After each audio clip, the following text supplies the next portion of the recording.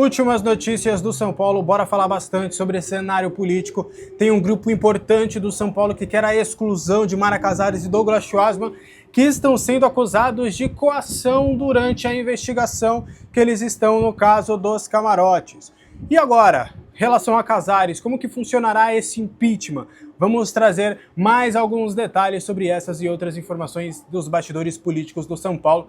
Só antes, aqui embaixo na descrição tem um link para você se tornar membro do canal para ter conteúdo exclusivo. São vídeos exclusivos, bastidores, tudo a partir de R$ 4,99.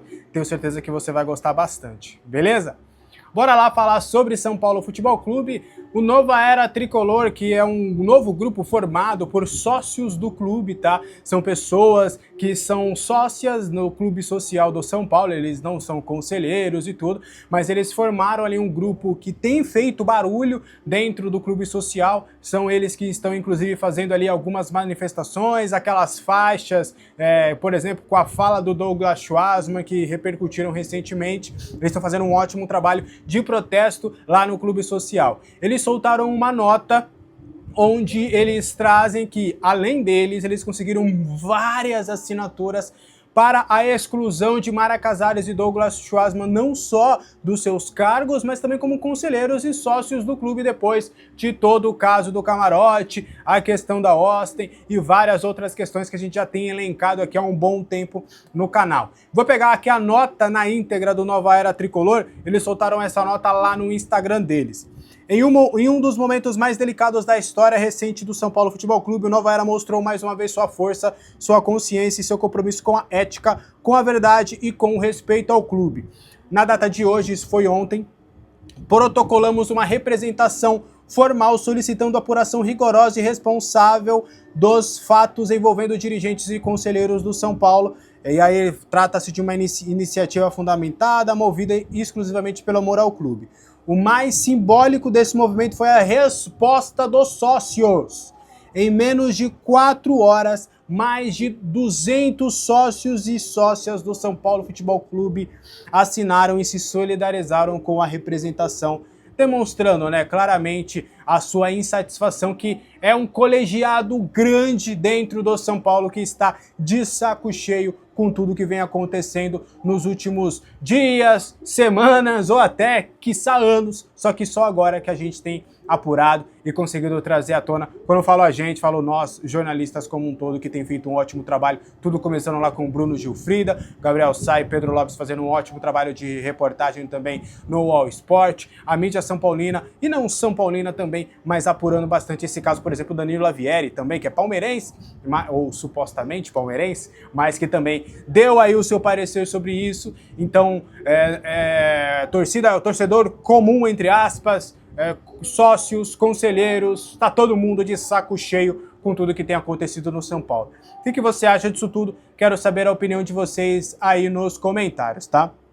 Trazer mais uma informação importante. Há uma investigação sobre uma coação de Mara Casares e Douglas Schwartzman durante a investigação do caso do camarote. A informação é a seguinte: os dois eles estão sendo investigados, não só pelo caso do camarote, mas por coagirem ali toda a investigação, não darem os elementos suficientes para que houvesse uma lisura no processo de investigação. Vale lembrar que tem um processo em curso, por conta do esquema da venda clandestina de camarotes no estádio do Morumbi.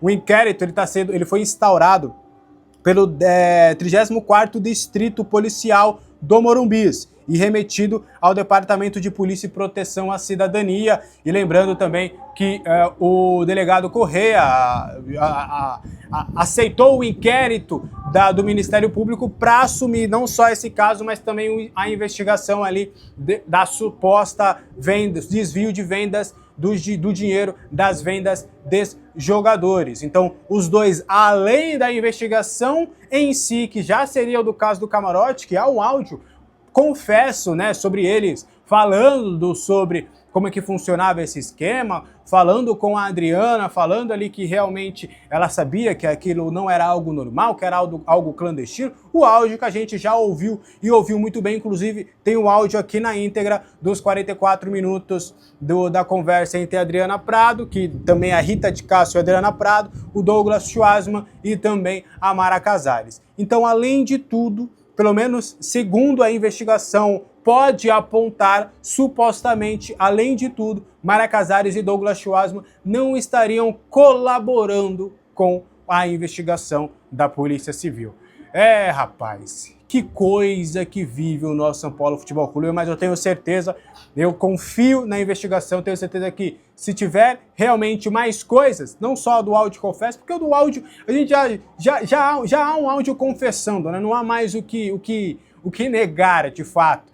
É algo realmente que a gente só precisa saber se houve mais coisa. E até o momento da gravação deste vídeo, no dia 27 de dezembro, Mara Casares ela já se licenciou do cargo e também do seu título de conselheira. Mas ainda está lá Douglas Schwartzman, voltando em orçamento, votando em várias outras questões. Ele continua como sócio e conselheiro do clube, mesmo com um áudio confessando que houve irregularidades na venda de um dos camarotes do estádio do Morumbi. Vamos aguardar a cena dos próximos capítulos, mas a gente espera que se dentro do clube as coisas não estão funcionando da forma que deveriam, fora dele, a polícia vai dar um jeito em tudo isso. Tá comigo nessa? Quero saber a opinião de vocês aí nos comentários. Antes, aqui embaixo na descrição tem o link da Mandaká. Eu sei, gente, é final de ano e tudo, mas você já quer começar 2026 daquele jeito, comendo bem, saudável, na dietinha, e é muito saboroso, gente, nem parece que está fazendo dieta. Então, você pode realizar o seu pedido da Mandaká e ter R$40 de desconto. É só usar o cupom Alexander, meu nome. Usa lá e você vai gostar bastante, aceita VA, VR, entrega no mesmo dia útil para você. Aproveite para você também já realizar o seu pedido. Fechou? Bora trazer mais informações sobre o São Paulo Futebol Clube? Informação que foi dada primeiro lá pelo Ramone Artico, a gente confirma e vai trazer alguns bastidores. Um grupo da situação, a gente tinha conversado inclusive sobre isso, mas o Ramone ele trouxe todos os nomes. E aí a gente foi atrás conversar com algumas pessoas que estão listadas aqui. Algumas correram, outras não responderam mesmo sabendo que visualizaram a mensagem, outras eu pude já conversar em outros momentos e não quiseram tocar tanto no assunto, outras afirmaram confessamente que querem apurar mais os casos e tudo, e que não vão assinar neste momento. Mas a situação está protocolando também no Conselho algumas assinaturas para também realizar o pedido do impeachment do Júlio Casares. Vocês vão lembrar que a gente explicou essa história.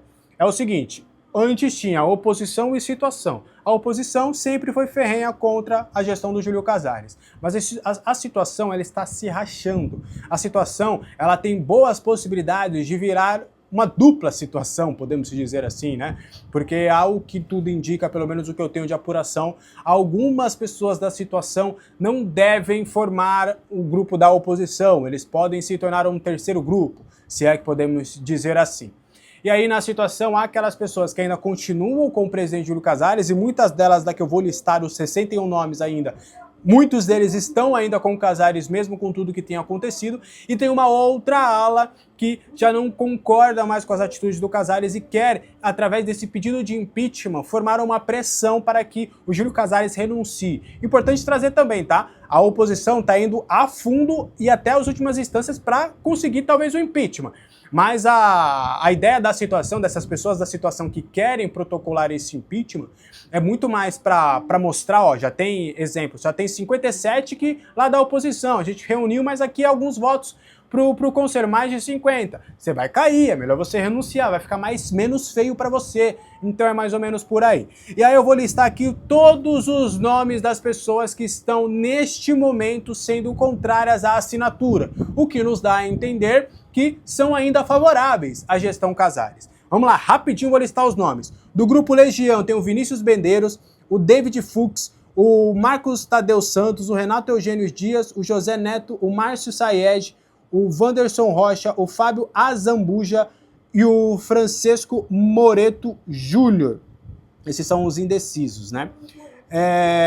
Tem no grupo sempre tricolor o Adilson Alves Martins, o Fernando, que é o Chapecó, o Mário Braga, a Juliana Vidal. No grupo participação, que é o mesmo do Júlio Casares, temos o Antônio Cláudio Mariz, o Fábio Mariz, o Temes, o João Farias, o Marcelo Lebicancher, o Manuel Moreira, o José Alberto Santos, o Antônio Belardo, a Edna Dutra, o Sandro Fázio, o Paulo César Mendes, o Oswaldo Abreu, o Osni Arantes, o Eduardo Mink, o Cláudio Girardino, a Marta Carvalho, o Adalberto Nazarete, e no Vanguarda, o Marcelo Pupo,